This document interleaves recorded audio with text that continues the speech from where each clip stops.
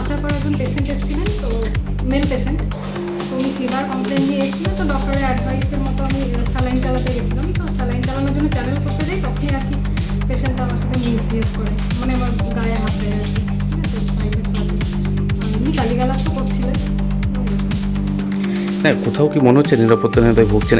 এতর পর মানে একের পর এক ঘটনা ঘটে যাচ্ছে।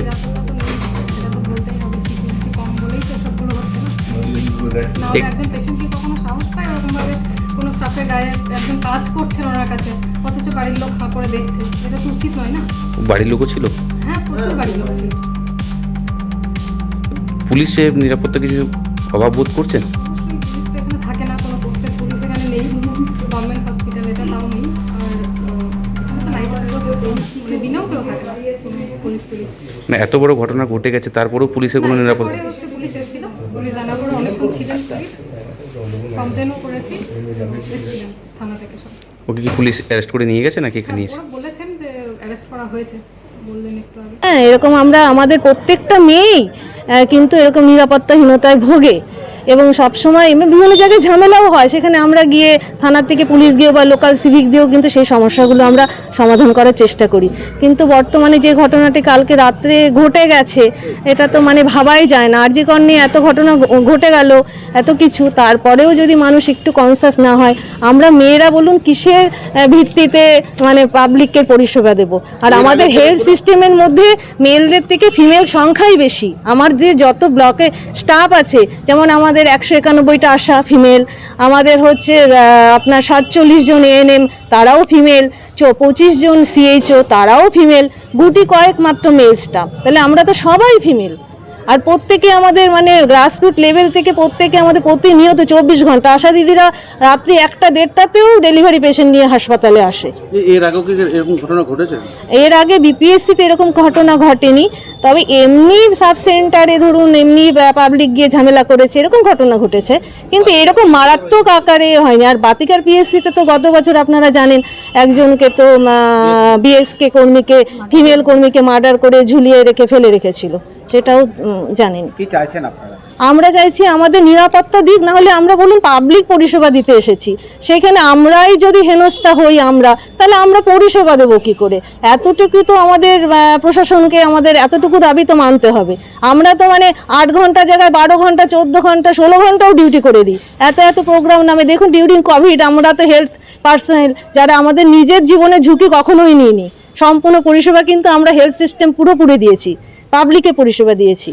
সেই সময় তো আমরা এক ফোঁটাও কোনো সময় বলিনি যে আমরা আমাদের নিজের মৃত্যুকে হাতের মুঠোয় করে নিয়ে কাজ করেছি, কিন্তু আমরা তো পিছুপা হইনি। কিন্তু এতটুকু সিকিউরিটি না দিলে আমাদের মেয়েদের নিয়ে কিভাবে কাজ করবো বলুন? জীবনের ঝুঁকি নিতে রাজি, কিন্তু সম্মানহানি, এটা তো একদম সম্মান, আত্মসম্মান, আত্মবলিদান।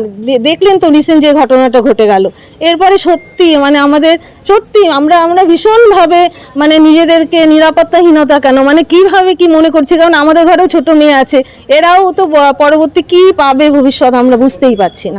প্রতিবাদ তো আজকে জানালাম, এই যে মার্চ হলো আমাদের র্যালি বার করেছিলাম একটা, কালকে আমরা এটা নিয়ে করে এফআইআর করেছি, এফআইআর অ্যারেস্টও হয়েছে উনি।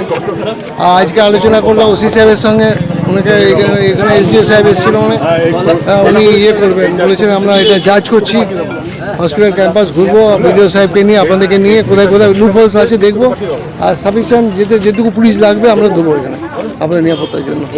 আমরা বলেছি মেনটেন যাতে হয়, ওই 2 দিন দিয়ে দিলাম তারপর আবার 2 দিন পেয়ে গেলে একই অবস্থা, সেইটাই যেন না হয়, মানে মেনটেন্সটা হয় যেন, সেটা আমরা বারবার বলছিলাম। এর আগে আমাদের পুলিশ দিয়েছে, বন্দুক নিয়ে পুলিশ দাঁড়িয়ে আছে, 2 দিন গেলে আবার সেই জেগে সেই যখন নর্মাল হয়ে গেলো সব হয়ে গেলো। সেইটা আমরা চাইছি যেন একটা মেনটেন্স থাকে, মহিলাদের নিরাপত্তা একটু বেশি দরকার। কালকে ঘটনার পর থেকে এখন যেরকম চলছে। কি কর্মসূচি নিয়েছেন আজকে? কর্মসূচি আজকে র্যালি হলো, আমাদের সিএমএ সাহেব এসছেন, একটু কথা বলবেন, বিডিও সাহেব আছেন ওখানে, ওসি সাহেব আছেন, ওনারা কথা বলবে আমাদের সঙ্গে। আর আমাদের ওই যে ওসি সাহেব বললেন যে এটা একদিন বিডিও সাহেবকে নিয়ে হসপিটালে ঘুরে একটা প্ল্যান করবো, কোথায় কী বসে সিসি ক্যামেরা লাগতে পারে, কোথায় লাইট লাগতে পারে অ্যাডিকুয়েট, কোথায় কী লাগতে পারে, বা ফোর্স কতটা লাগবে, বা আপনার তরফে কী লাগবে, সব কিছু মিলে একটা ডিসিশন করে আমরা একটা চার্ট বানাবো আর কি, ঠিক আছে? সেই মধ্যে চলবে। এই বিষয়ে কি থানায় কি কোনো ডেপুটেশন বা কিছু জমা দেবেন? ডেপুটেশন তো আমরা এখনও দিইনি, আমরা কালকে তো যা খবর করেছি অ্যারেস্ট হয়ে গেছে। ডেপুটেশন দিইনি, যেহেতু ওসি সাহেব এসছে, আজকে আলোচনা করছি, সিএমএস সাহেব আছেন, ওনার মতামত নেবো, তারপর আমরা বলবো। যে সমস্যা নিশ্চয়ই আছে সেগুলো মেটানো হবে, যেগুলো ইমিডিয়েটলি করা সম্ভব সেগুলো তো আমরা করবোই।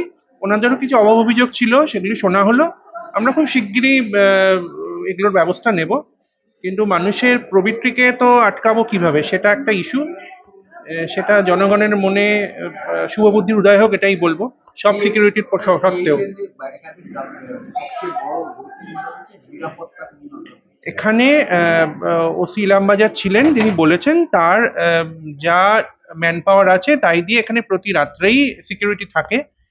সেদিনও গতকালও ছিল, এটাকে আরো বাড়ানোর ওনারা দাবি করেছেন। আমরা আগামী পরশুদিন একটা ডিটেইল সিকিউরিটি রিভিউ করব, সিকিউরিটি অডিট করব, তারপরে তার ভিত্তিতে যেগুলো ব্যবস্থা নেওয়ার, অতিরিক্ত ব্যবস্থা নেওয়ার কথা আমাদের মনে হবে, সেই মতো আমরা ব্যবস্থা নেব। হাসপাতালে যে সমস্ত কর্মীরা তারা অভিযোগ করছে যে কোনো রকম কোনো পুলিশ প্রশাসন এখানে থাকে না, সারাদিন 24 ঘন্টাই থাকে পুলিশের তরফে, ওরা রোস্টার ভিত্তিতে থাকেন এবং রাত্রিবেলাও থাকেন। হয়তো সেটা ওনাদের মনে হয়েছে যে এত বড় ক্যাম্পাস তার তুলনায় অপ্রতুল, সেটা আমরা দেখে নেব, মানে ওসি দেখবেন, কিন্তু সবসময় থাকেন, 24 ঘন্টা থাকেন। কথা হচ্ছে এটা মানে যে ঘটেছে এটা খুব দুর্ভাগ্যজনক। এই ধরনের ঘটনা কোনোভাবেই কাম্য নয়, এবং এই রকম ঘটনা যদি ঘটতে থাকে তাহলে সেই কর্মী যে কাজটা দেবে, যে সার্ভিসটা দেবে, তার পক্ষে খুব সমস্যা হয়। অতএব আমি এইটাকে কন্ডেম করছি এবং আমি বলছি যে এই ধরনের ঘটনা ভবিষ্যতে যেন আর কোনো দিন কারোর ক্ষেত্রে না ঘটে।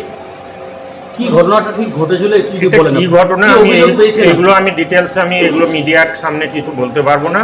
একটা অপ্রীতিকর ঘটনা ঘটেছিল এবং সেই ঘটনার পর পুলিশকে জানানো হয়, পুলিশ সঙ্গে সঙ্গে যিনি করেছেন তাকে অ্যারেস্টও করেছেন।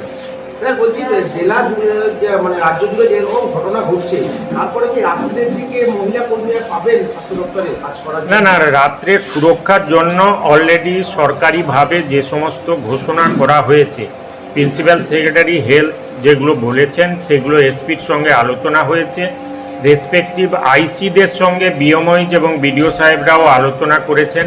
কিছু কিছু জায়গায় এখনও হয়তো সেই জিনিসটা হয়নি, সেটা নিশ্চয়ই কার্যকরী হবে এবং রাত্রের যে সুরক্ষা সেটা আরও ভালো হবে আমি আশা করছি। এই ব্যাপারে আমি পুরোপুরি আশাবাদী। এখানকার স্বাস্থ্যকর্মীরা অভিযোগ করছে যে কোনো রকম আমরা এই নিরাপত্তা পাই না, রাত্রের বেলায় কোনো নিরাপত্তা পাই না, তারা নিরাপত্তাহীনতাই হচ্ছে। এইটা এখানে সিভিক ভলেন্টিয়ার থাকে, কিন্তু সেটা আজকের আমাদের একটা মিটিংও হলো, বিডিও সাহেব, আইসি সাহেব ছিলেন, আমাদের বিএমওই সাহেব, আমরা এসছিলাম ডিপিএর জন্য, আমি এবং আমাদের স্টাফেরাও ছিলেন, দিদিরা। তো আমরা সবাই মিলে এই ব্যাপারটা আলোচনা করেছি এবং এখানে পুলিশি নিরাপত্তা যাতে আরও বাড়ানো যায় সেটার জন্য আইসি স্বতঃপ্রণোদিতভাবে চেষ্টা করছে। যে ঘটনাটি ঘটেছে এটা নিয়ে আপনাদের স্বাস্থ্য দপ্তর থেকে কি পদক্ষেপ নেওয়া হচ্ছে? না, সেইটা এখন আমরা ডিএইচএসকে ব্যাপারটা জানিয়েছি, হ্যাঁ, এবারে যেভাবে যা হওয়ার সেইভাবে হবে।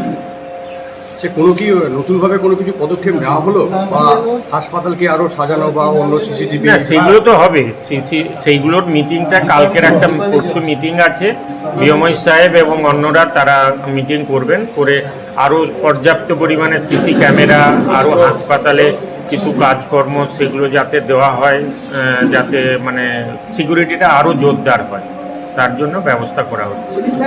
যার সঙ্গে এই ধরনের ঘটনা ঘটেছে তার সঙ্গে কথা বলেছিলেন, সেই নার্সের সঙ্গে কথা বলেছিলেন? না, কথা হয়নি। ঠিক আছে।